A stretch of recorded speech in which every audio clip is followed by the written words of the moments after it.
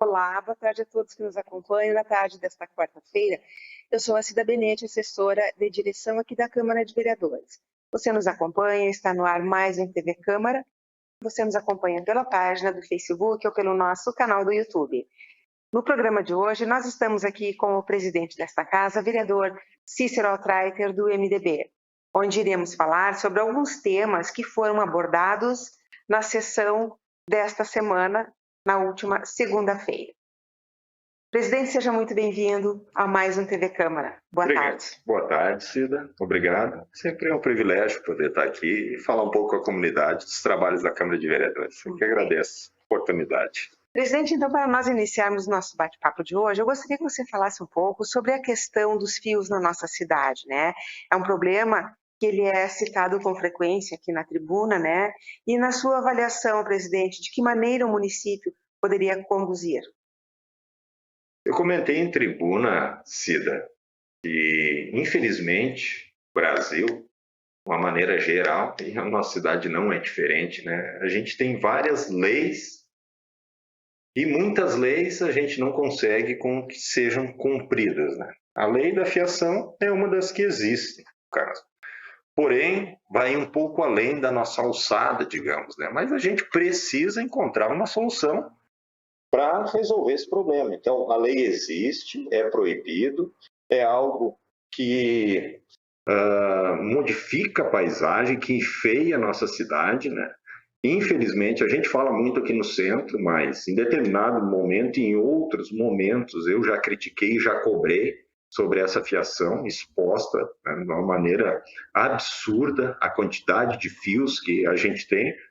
E a gente sabe que muitos deles são obsoletos, estão ali por estarem, né? E essa limpeza a gente cobra, então. Então a gente sabe que aqui no centro sim prejudica a visualização, fica feia a nossa cidade, mas inclusive em determinado momento, quando eu cobrei isso, os próprios bairros, né? Eles cobraram também, pô, Cícero, não olha só para o centro, olha para os bairros também, e a gente tem que olhar. E tem que tomar atitudes para que isso seja solucionado.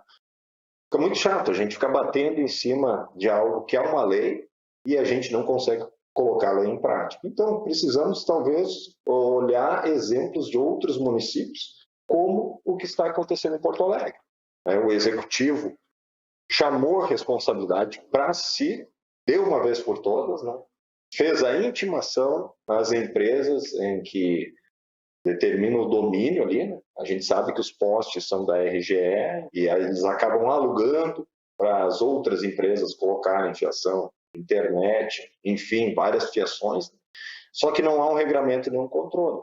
Então precisa sim o executivo tomar medidas mais enérgicas, né, contra essas empresas, em parceria com a RGE, e a Câmara.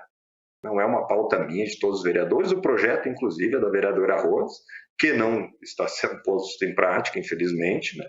Mas a gente precisa juntar esforços para, sim, achar uma solução e fazer com que retirem esses fios. Cícero, foi destaque também nessa nossa última sessão ordinária, né? A situação dos moradores do bairro Piratini, que foram retirados de suas casas em novembro do ano passado, né? O que tem chegado até o seu gabinete em relação a esta situação? Falta amparo do poder público? Há controvérsias, tá, Cida?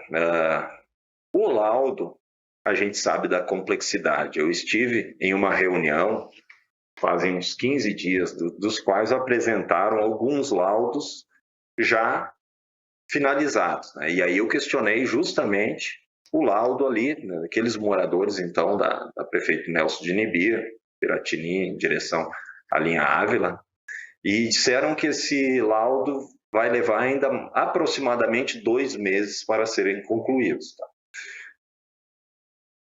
Porém, os moradores contrataram uma empresa que fez um laudo à parte. Né?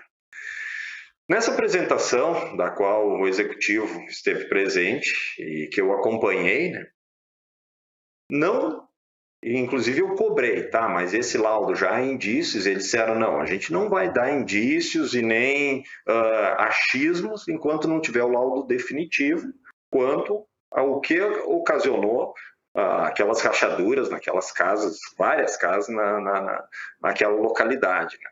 Mas disseram nas entrelinhas que foi a quantidade pluviométrica, enfim, né, a quantidade de chuva que se deu naquele período, né?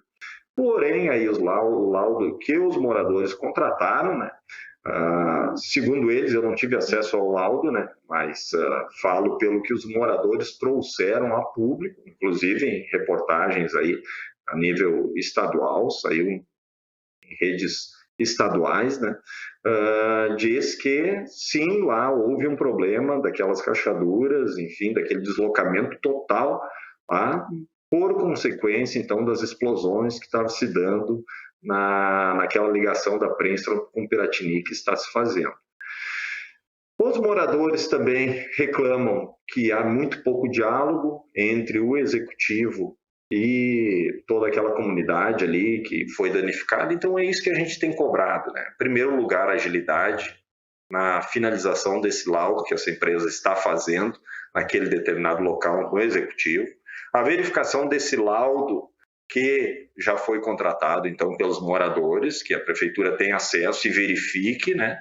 Que a gente não tem por que duvidar que não seja uma empresa séria, um laudo sério, né? E principalmente um diálogo mais próximo entre essas pessoas atingidas, que é o que eles têm reclamado, que há uma distância muito grande, que eles não têm informações, que eles não estão tendo amparo, a gente sabe da dificuldade, diferente de cada uma, mas a dificuldade de se construir uma moradia, se construir um comércio, se construir uma propriedade, de se ter um bem imóvel, e a gente se coloca na situação, então, daqueles moradores estão brigando por essa agilidade, por esse diálogo executivo, por esse amparo a todas aquelas famílias que foram atingidas lá.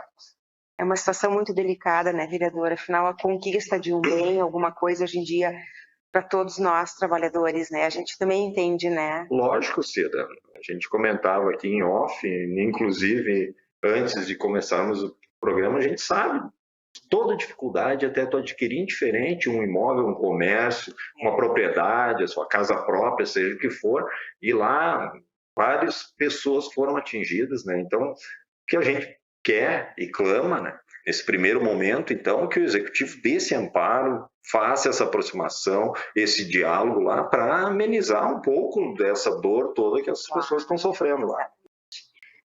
Presidente, você comentou também na nossa última sessão sobre a arrecadação de impostos em Gramado, né? Comparações com outros municípios. Fale um pouco sobre isso. Cida, fui provocado em determinado momento aí, inclusive por um CAT que saiu num jornal, uma notícia num jornal, fazendo algumas comparações do que Gramado arrecada em relação a Canela, por exemplo, tá? Gramado arrecada praticamente 200 milhões, o orçamento de Gramado é 200 milhões maior do que o orçamento de Canela. Aproximadamente, Gramado, ano passado, fechou em 500 milhões o orçamento e Canela está em 300. Aí isso me chamou a atenção e fui buscar alguns dados nessa cidade. Então, Canela tem 9 mil habitantes a mais do que Gramado, né? Questão de funcionários, por exemplo. Entre efetivos e CCs, lá a Canela tem 1.247 efetivos e 147 CCs. Um quadro aí que vai dar aproximadamente 1.400 funcionários. Gramado tem 1.760 efetivos e 235 CCs. Já são 2.000 funcionários praticamente, né? Então são 600 funcionários a mais que Gramado tem em relação a Canela. A população, voltando então à lógica, né? Canela tem 9 mil habitantes a mais, 1.400 funcionários entre CCs e efetivos. Gramado tem 40 mil habitantes, 2 mil funcionários entre CCs e efetivos. Há uma certa disparidade nos serviços básicos prestados, eu digo, né? E aí é que a gente tem feito essa cobrança, Cida, tá? Porque esse Gramado é tão diferente, tem uma população menor e tem um orçamento tão maior, a gente sabe da diferenciação da nossa cidade, o turismo, o que Gramado pode dá para o turismo, para o turista de diferente, mas o que a gente tem cobrado muito em relação a esse orçamento tão grande que a gente tem é que serviços essenciais para a comunidade sejam prestados da mesma forma de que a gente apresenta a cidade ao turista, né? Então, essa comparação eu fiz e eu creio que Gramado pode mais, sim. E é isso que a gente tem lutado. A gente tem brigado aí constantemente, por exemplo, Ciro, em tribuna, com o transporte público da cidade, que há várias reclamações constantes durante muitos anos, né? De ônibus precários, ônibus superlotados, ônibus atrasados, falta de linha de ônibus, né? Aí eu volto então ao orçamento, à menor população, né, ao maior poder aquisitivo. Nós precisamos sim dar um jeito com que esse orçamento vire melhores serviços públicos prestados à comunidade. Outra relação que eu fiz, né, e o executivo, o prefeito, enfim, já citou em algumas ocasiões que é muito difícil zerar o déficit das creches, e hoje são quase 500 crianças na fila esperando creche. Não consigo concordar. Eu olho para números tão grandes, né? Uma diferença tão grande, e aí eu creio que precisam ser dadas prioridades quanto ao nosso orçamento. A gente precisa dar um melhor serviço público, volto a falar. Outra questão que, inclusive, fizemos um fórum aqui e há muitos anos não tem sido debatido, e nós, agora, nessa legislatura, já no plano diretor e agora com esse fórum que a gente promoveu aqui, a gente conseguiu voltar essa provocação, é um plano de habitação popular para Gramado. E a gente precisa. Muita gente hoje está trabalhando aqui em Gramado, inclusive os números demonstram, né? Talvez Canela tenha hoje 9 mil habitantes a mais que Gramado, porque muitas pessoas não conseguem morar aqui no nosso município, né? Então, muitas pessoas acabam vindo trabalhar aqui e precisam morar, sei lá, em Canela, Santa Maria do Herval, Igrejinha, Três Coroas, pelo custo de vida, né?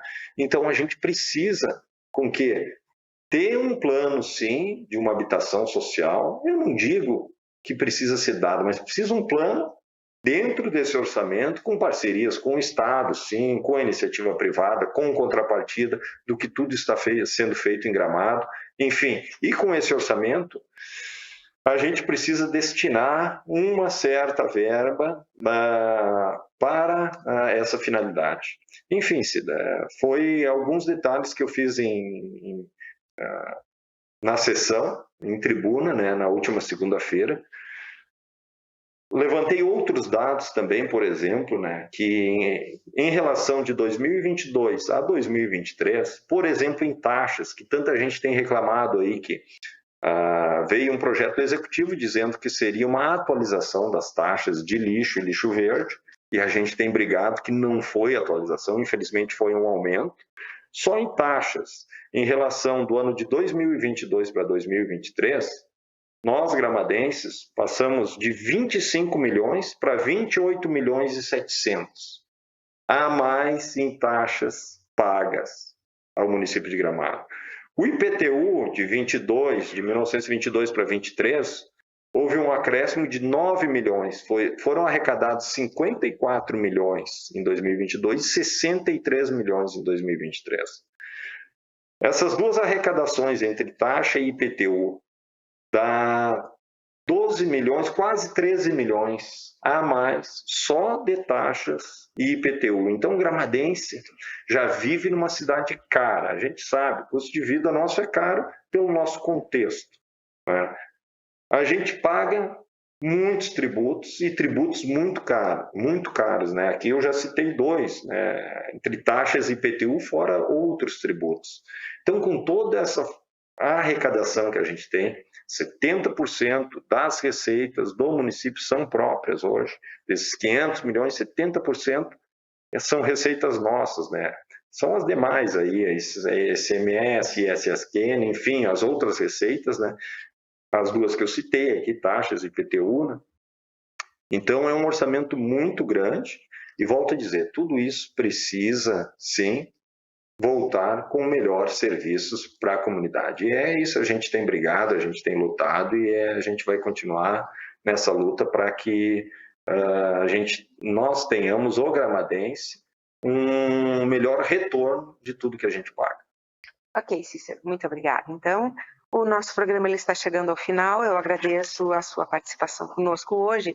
E antes de encerrar, presidente, eu gostaria que você, nas suas considerações finais, deixasse a nossa comunidade o convite para a semana que vem, a nossa Semana de Conscientização do Autismo, que a Câmara de Vereadores vai estar realizando.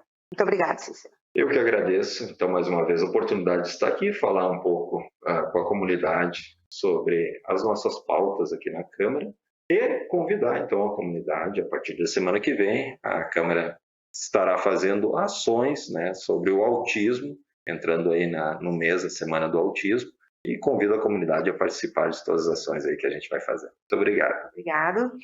Obrigado a você que esteve conosco na tarde de hoje. Lembramos que o nosso programa ele vai ao ar de terças a quintas-feiras às 17 horas pela página do Facebook ou pelo canal do YouTube.